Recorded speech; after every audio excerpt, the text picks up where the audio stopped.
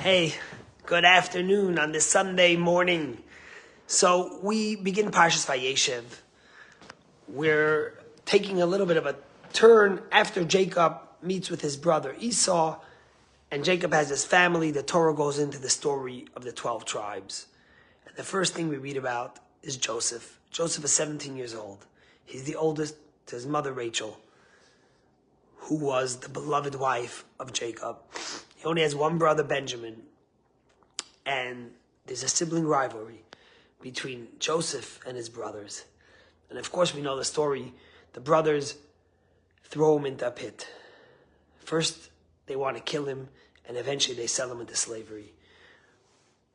The story goes, of course, that Joseph ends up in Egypt, where he becomes the viceroy, the second in command in Egypt, and he saves the people of Egypt. And by therefore, when Jacob's kids come to get food, he ends up reconciliating with them. And not only doesn't he punish the brothers, but Joseph ends up rewarding them and giving them food and giving them shelter in Egypt. And it's interesting because when you go through the whole Genesis, there's a lot of sibling rivalry. It starts off, of course, with the worst one, with Cain and Abel. When Cain is so jealous of his brother Abel and God taking his sacrifice that he literally kills him. And God screams out, "The blood of your brother is crying out to you." And then there's the story of Ishmael and Isaac, where they can't even live together and they have to send Ishmael away. But at least it doesn't end in death. It's a little better. And what happens eventually is that by Abraham's funeral, Isaac and Ishmael come back together and they reconciliate. So it's a better step. Then there's Jacob and Esau. There's this third sibling rivalry in Genesis. And over there, granted, Jacob runs away from his brother, but eventually they reconciliate while their father's still alive. And they get gifts to each other, and they go to each other's, their separate ways. But there's still a full reconciliation. And then comes the story of Joseph and his brothers, where although it starts off in the most terrible way, think about it, Joseph was almost killed and sold into slavery. But at the end, the reconciliation is very strong, to the fact that when Jacob passes away, he has all his children together. Joseph and his siblings are together. The rabbis say the next story of sibling rivalry is in Exodus. And over there, it's when God tells Moses he wants him to be the leader and take the Jews out of Egypt. And Moses says, "No, my brother's older than me. How could I do it? It's not fair to him." And God pushes him to do it. And God says, "Go to your brother and you'll see he'll be happy." And the Torah itself gives testimony that when Moses comes to Aaron and Aaron hears that his brother was chosen, he's truly happy for his brother. And that's the ultimate siblings, where from one side, Moses doesn't want to take something that might be for his brother who's older, and Aaron who's truly happy for his brother. There's no fighting, there's no conflict, there's true love for each other. And I think about, the Jewish nation over the past year and a bit, since October 7th. Before October 7th, there was sibling rivalries, there was fighting, there was chaos, there was judicial reform, and there was demonstrations, and there was animosity and hate. And not that everything went away, but I think that most Jews realized the bigger picture. At the end of the day, we are brothers. And brothers and sisters, although we might have differences of opinions, we have to be able to come together, to unite, to love each other, and to truly learn from Moses and Aaron and from Joseph, forgave his brothers, even though they did the ultimate thing to him of selling him into slavery. He forgave them.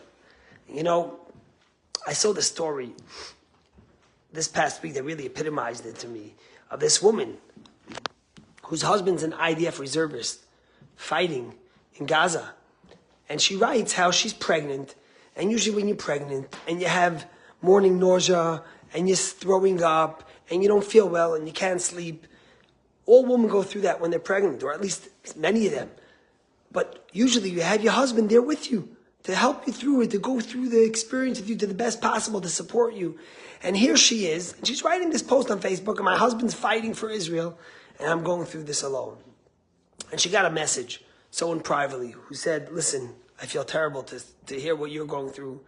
I want to make a baby shower for your baby as a gift from me to you and to your husband who's serving for Israel." And she says, "Really? But what about all the other women who are pregnant and their husband are reservists?" So he says, "Put out a post." And they put out a post. and they advertise it all over. Any woman whose husbands are serving, and I think 300 women responded. And they made this huge baby shower.